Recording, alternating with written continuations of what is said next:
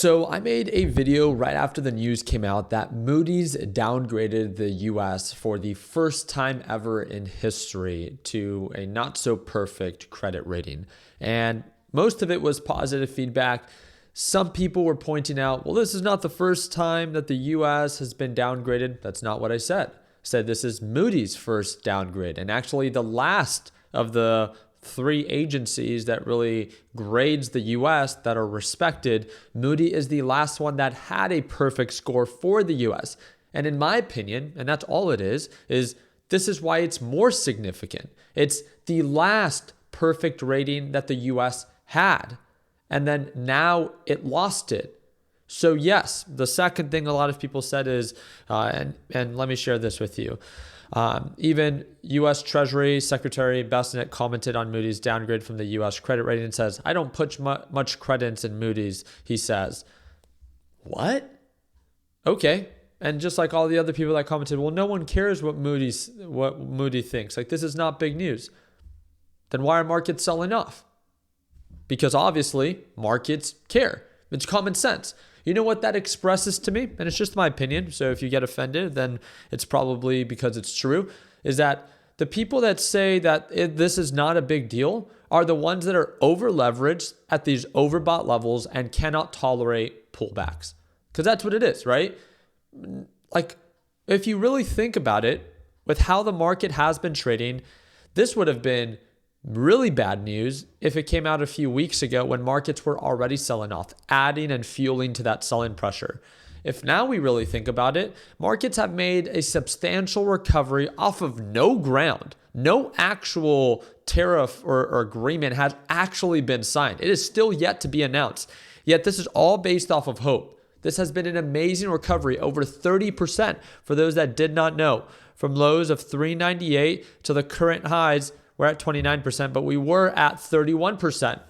An amazing recovery in a ridiculous timeline in 38 days. 30% in 38 days. Like, that is an amazing recovery. And now, yeah, like, okay, if there's ever a time that the market can stomach a pullback, wouldn't you say that it's probably now when it's, recovered 30%? No one says, right? I don't know. You don't know. We don't know if markets are going to retrace 5, 10% like others are saying, but it's all about perspective. Why does that scare you? Why does that concern you? That, okay, SPY can easily crash 5 to 10% this week because this was shared by Michael and Esther, right? You guys can see that. In debt, so because its debt got downgraded by Moody's, but this is a once in a lifetime opportunity to 10x your trading account. You're, pretty much saying that the reason I screenshotted this was I like the perspective. I like the perspective that you can complain about, no, this is not big news. Markets shouldn't be selling off. Surprise, surprise, they are, right? Like, why pretend like it's not big news? For people to have to comment that it's not big news is all the proof I need that it is something that is concerning. But you also have to understand where it's coming from. Why did the US get downgraded? And that's the thing that a lot of people are not understanding. That's what I wanted to make very clear. Some people also, I'm just trying to highlight all the negative feedback that was shared when I made that video. And I'm not trying to I'm just trying to explain to you why it makes sense to me. First off, some people were saying, oh, this is just, the left, trying to make it look bad for Trump and the Trump administration. Like, now they got downgraded. Dude, why does it always have to be political? You could think that it's political and sure, what if it is? What does that change? It got downgraded, right? But it's for a specific reason. I do agree that, okay, this could have happened at any time. It did happen now. Who cares? It happened, and it was a matter of time for it to happen. The two other agencies already downgraded the US, right? Because of their enormous, nearly $37 trillion in debt. I think it's 36.8 as of right now. But it's also because of the big, beautiful bill that Trump was trying to pass that even Republicans voted against, and it did not pass. But supposedly it was supposed to add another $5 trillion that would put us more into the deficit, right? For the next 5 to 10 years. And they said that by the time in the next 10 years, the next decade, that we would expect that our debt would be nearly 9%. We're currently at 6.8% of our overall GDP.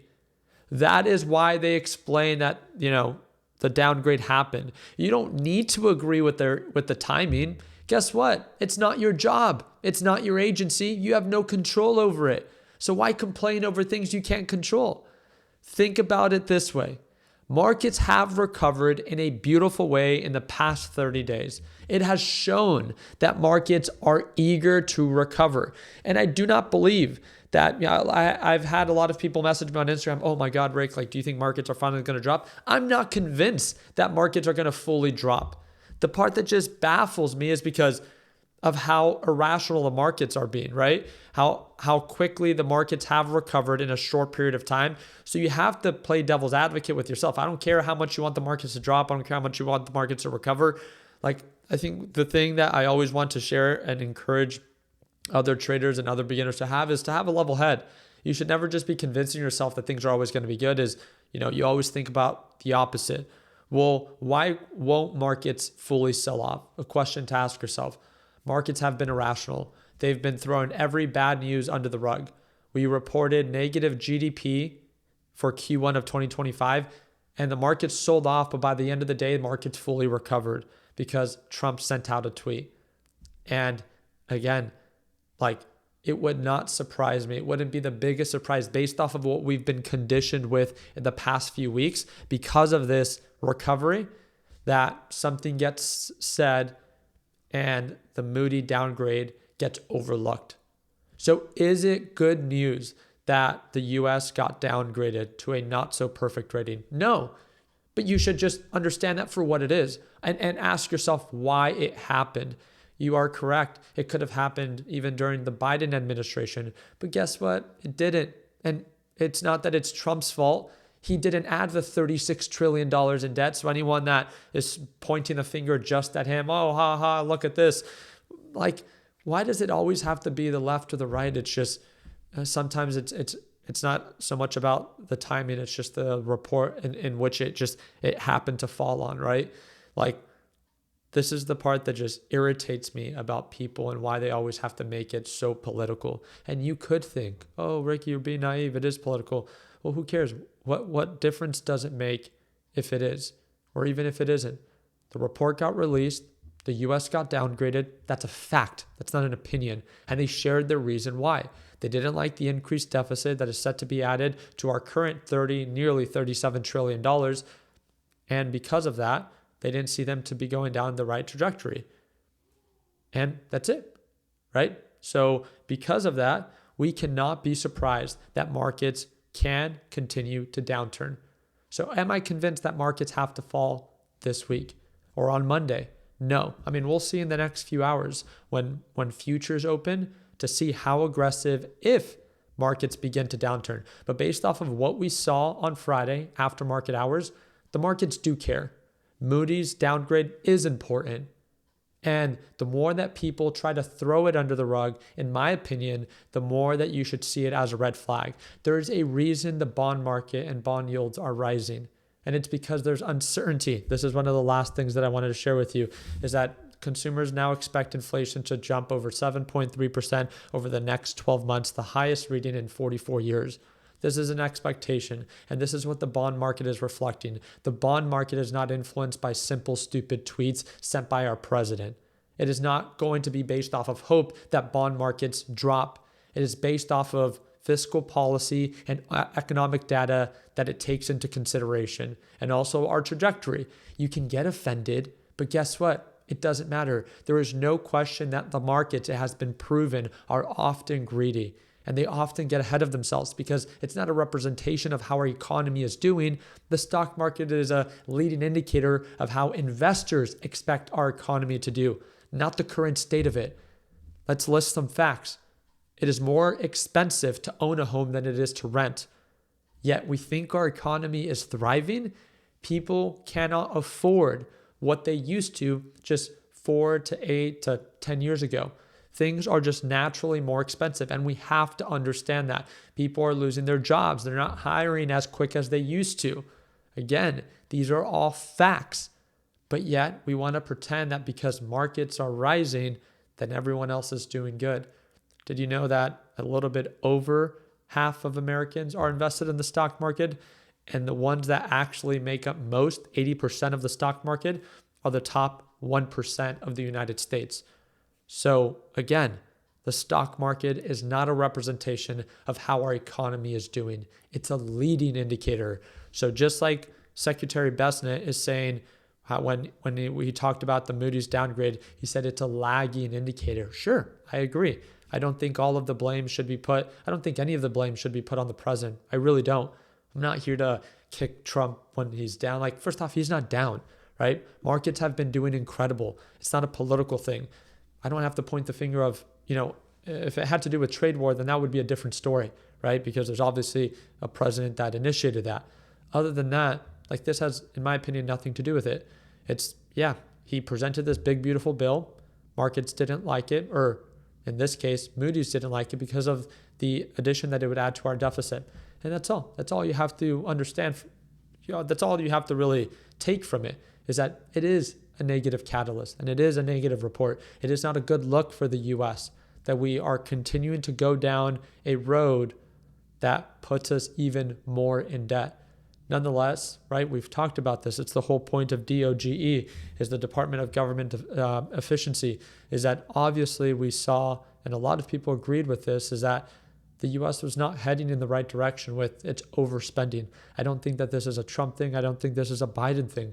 I think that this is the people that we have in power and the mismanagement of our funds. It's not a Republican. It's not a Democrat. It's these idiots that we have running our country and managing our tax-paying dollars. That is why, again, I would say it's a unanimous collective decision where we can almost all agree that this mismanagement is not headed in the right direction. And if this money was generated from the U.S. alone in businesses or in their own way, then maybe we wouldn't be so offended. But it's our tax-paying dollars that they, need to continue to mismanage. And I think that this is why this is the main focus, the main concern that I would have over all of this is our deficit, and can we change the mismanagement of our funds? It's not a Republican, it's not a Democrat. It's changing the people in power to making sure that our tax-paying dollars are actually being used for Americans. And I think that most people would agree with that. So again, excited to see how the markets open up. I'll keep you guys posted. If you guys don't follow me on Instagram, it's linked in the description down below. I think it's the third link in the description, but it should be an exciting time to be paying attention to the market. Even if markets do drop, think about it. It's all perspective and it's all relative. The only people that freak out are those that cannot tolerate and that are over leveraged at these overbought levels. And that's their own fault and their own doing. But this is exciting. If markets do retrace, guess what I'm going to be doing? Yeah, I might be shorting with my trading account, try to make a few bucks. But overall, I'm excited to invest long term, as most investors are. And I think that, again, it's all based off of your perspective. I'm very excited to go live with you guys on Monday, but also I plan to go live a little bit later for our Sunday stock talk. I hope to see you there. I hope that I earned your thumbs up. Please consider subscribing. And if you want to watch me trade live as soon as Monday, it's the second link in the description down below. Like always, let's make sure that we end the year on a green note. Take care, team.